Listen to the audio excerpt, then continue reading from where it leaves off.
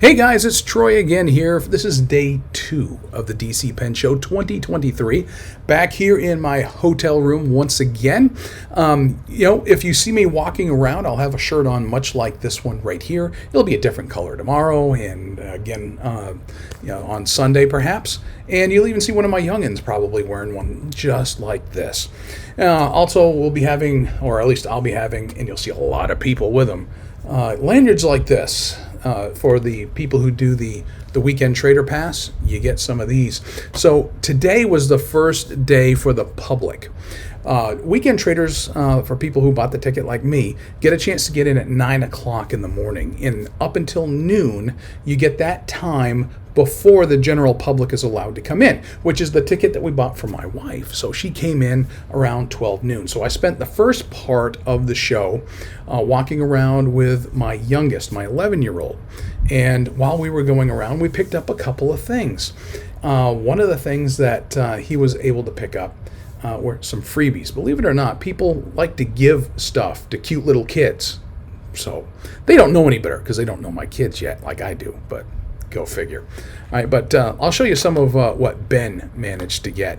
And some of it was from the morning and some of it was from later on. But Mike's pens, the first pen that I got that was really, really expensive was a Mont Blanc 149. And I got it here at the DC show years back. And Mike Bloom, who actually runs the Long Island Pen Show, I think they've changed it to the New York Metropolitan Show. Don't remember the exact name, but Mike does have that pen show, and also he's got a table here at the DC show all the time. He's got some really nice high-end pens, a lot of Mont Blancs, and he has a guy on staff that works with him that restores Mont Blanc pens. So if you've got issues with yours, you can bring it, and his guys can also work on it. But he gave this particular pen to my son Benjamin. It's a stylus pen, and it also clicks. So it is a ballpoint. So Mike gives these away, apparently, to cute little kids, right? Another thing that we picked up, and we got this later on in the show because he came down and hung out with us in the afternoon as well. One of the things I like about this show was I got a chance to meet a guy who was, or is, the representative, the company representative for Waterman and Parker. Apparently he was doing most of the East Coast, but apparently now has taken on most of the country. And that was good to see, because I told him, I haven't seen you at any pen shows yet. He said, they're just really getting into it. He took over the job right about the time COVID hit, and now he's getting out more and more, and they're trying to do marketing and trying to get more market share here in the United States, because apparently this is the emerging market for Waterman, which you would think is antithetical to the very concept and history of the brand, considering they were founded here in the United States. Waterman now being owned by a French company, which is owned by Newell Rubbermaid. So go figure. So anyway, he got to talking to my son, Benjamin, and he gave him a free Parker Jotter. So, good for Benjamin, scoring a free Parker Jotter ballpoint pen. It actually writes pretty well. Had a really good talk with that representative. His name is Jake, by the way. And hopefully we'll see a lot more representation of the Waterman brand. I really enjoy Waterman, and I had one problem with quality control on one thing. And we had that discussion, and he took note, and he took my information. So we'll see what happens to become of that. We also bought Benjamin a new fountain pen while we were here. Nothing much because he's only like 11. But we picked him up a Pelican Twist. And as we were looking at all the colors at this one distributor, they were selling it for about $20. I've seen them cheaper than that, but here for a pen show, okay, $20. So he's got a medium nib on a Pelican Twist. So it's not a bad pen. I mean, these are meant to be school-age children pens. Well, you know what? I had one, and I really liked it. So he's got his first Pelican. We've got one at home, but I actually had it one time, and my wife kind of absconded it because she liked it. So I lost out on that. Also, this morning when we were walking around, one of you viewers had asked me to do a favor. I don't think she really expected me to go ahead and do it, but I did. was to pick her up a bottle of the Show ink.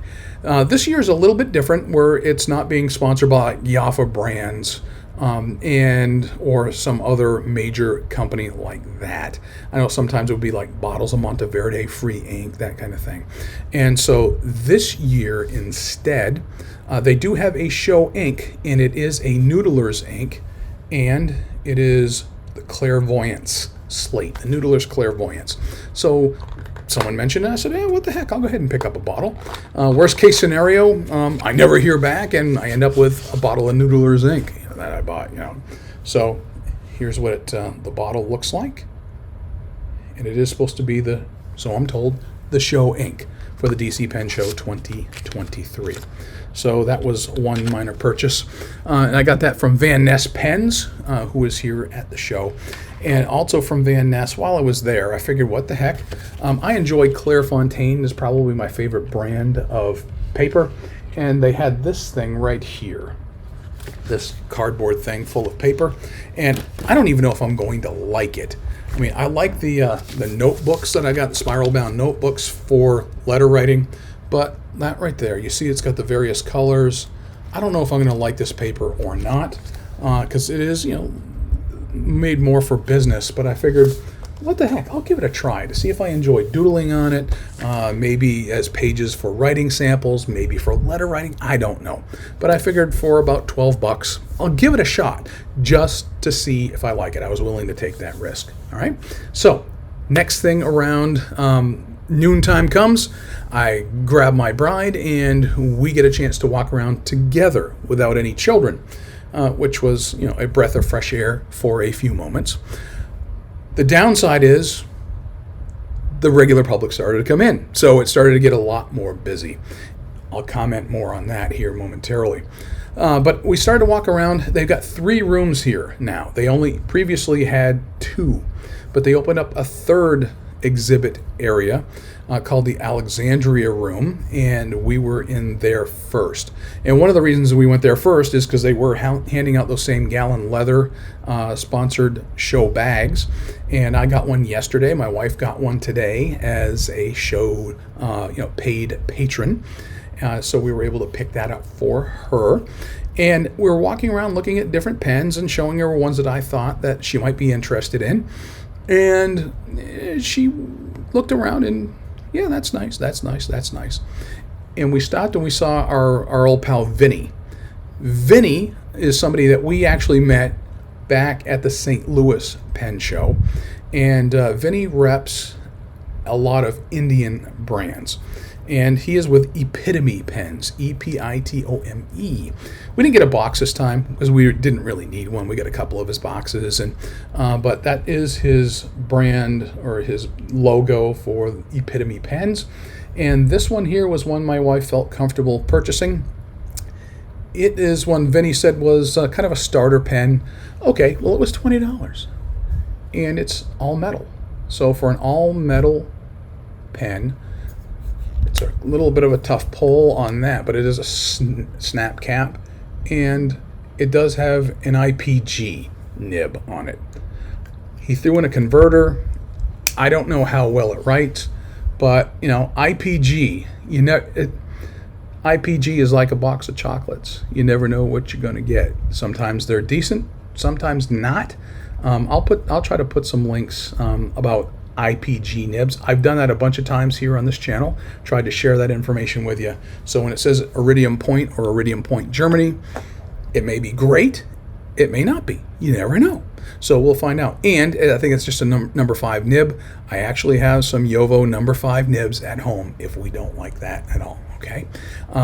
But Vinny is very cordial. He remembered us from St. Louis because we bought from him 2 different occasions while we're walking around in St. Louis. He remembered my name, my wife's name, and he remembered my son's name. Go figure. When I saw him yesterday, he called me by name, and I turned around. Hey, Vinny. So anyway, maybe you'll hear more from him. So my wife looked around. She was a bargain hunter today.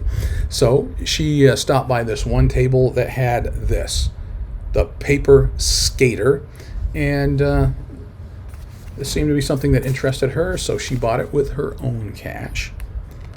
Open it up, And I'll show you what's in here, and I'll show you what we found out about it.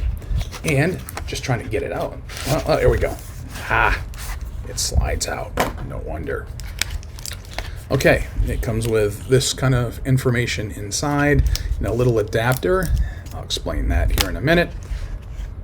There's the paper skater. So the paper skater is essentially a shell. And in that shell, apparently you can put in something like a platinum pen or perhaps a Pilot Varsity. We had really no idea what to expect with it other than when you unscrew it, it does, the top does screw off, but there's an Itoya pen that's inside of this thing. And apparently an Itoya, this is going to be a disposable pen, much like a Pilot Varsity. So I'm still getting used to this new camera here, or never used this on my here on my laptop, so it's taking some getting used to. Now, you see that? Apparently, you can it's meant to just pull right out. And Itoya blade. That's all it is.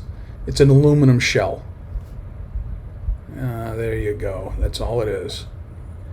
Just an aluminum shell into which to slide a disposable. You can apparently put in a Pilot Varsity if you wanted. And this screws back together, and the end cap screws back on. And apparently they include, in case you wanted to throw in a Varsity instead as a refill, and I've got a bunch of them at home, this little rubber stopper or thing here, because apparently they will fit differently into here. So I had no idea. I'd never heard of the paper skater before, but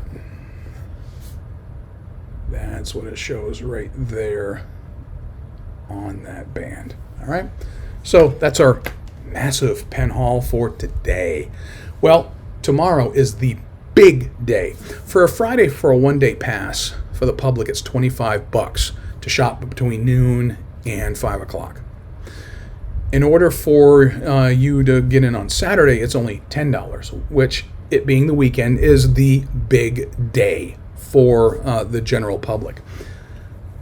Couple of things about the DC show that I don't like. The crowds and the spacing.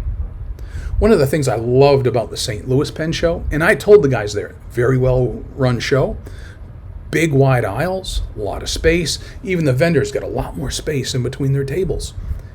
In some of the rooms here, the big main rooms, not quite as bad for the aisles, but some of the other rooms, aisles are really, really narrow, and it's hard to walk through. Even today, being the slower day of the big 2 days of the show, really, really crowded and cramped.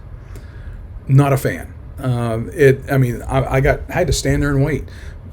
Look, reality check here. You've got people who are in wheelchairs. You've got people who are in walkers. You have people pushing baby carriages. We even saw people pulling kids in little wagons behind them. People with backpacks that take up a lot of space in an aisle. And then you got, just plain big folk like me. All right. It is tough to navigate around in this environment. That's my big beef about the DC Pen Show, is I realize they cram as many people as they can, and many vendors as they can into the space that they have. Fortunately, like I said, they got 3 rooms this time, so they're able to get in some more vendors. And the newest room they had, mighty crowded. They brought the vendors back into another room. That was crowded. So anyway, day 3 coming up tomorrow morning, and we'll see how that goes. I've already got something I've been eyeballing that I really, really have been I had my eye on this pen from Lotus for a while. It's an absolute piece of artwork that I would love to have in my collection. I'm just debating whether or not I want to spend the cash for it. Saw a lot of fantastic pens. Talked to a lot of people here today, familiar faces that I'm used to seeing, and a lot of people who see this face all the time and they recognize me and they talk to me. I remember you. I remember you from last year. I remember you bought from me before. Had great conversations like that. And we talked about pens. We talked about distribution. We talked about a lot of stuff. That's what I do enjoy about these pen shows. And just absolutely admiring some of the stuff that I saw. There was this one vendor out of Annapolis, Maryland that was here. His name was Warren. I don't remember his last name. I may have his card here somewhere. And he had some absolutely gorgeous vintage pens. I mean, we're talking stuff from the 1920s, new, old stock, flawless, never inked, still had the price tag, the original price tag on them, and I was just going, oh, it is so awesome. And it wasn't just one. I'm talking, Waterman 58s, Waterman 100-year pens. He had some Waterman 94s. He had old Wall Eversharps and just some fantastic stuff. So we probably have his card here. And one of the things that my boy was good for is picking up business cards for me along the way. And he loves stickers. This kid picked up a lot of stickers. Oh, by the way, candy, because a lot of vendors put out free candy. So he didn't hesitate to pick those up. But he got a bunch of stickers, and he often puts them on laptops. He'll have a Chromebook and he'll layer them all over. Here's some pictures of the stickers he picked up just today and yesterday, but mostly today, because that's when most of the vendors are out in there. But so he picked up a bunch of stickers, and they're all over his Kindle and they're all over his laptop. So those some of the things you get to look forward to here at the DC Pen Show. We'll be out and about again on Saturday, and we'll be leaving out on Sunday, because I think we'll be about pen showed out by that time. Alrighty, so hopefully we'll see you here. Look for us, and hey, feel free to stop, say hey. We already had somebody stop and talk to us just because they see me here. All right, talk to y'all later. Appreciate you watching. Bye.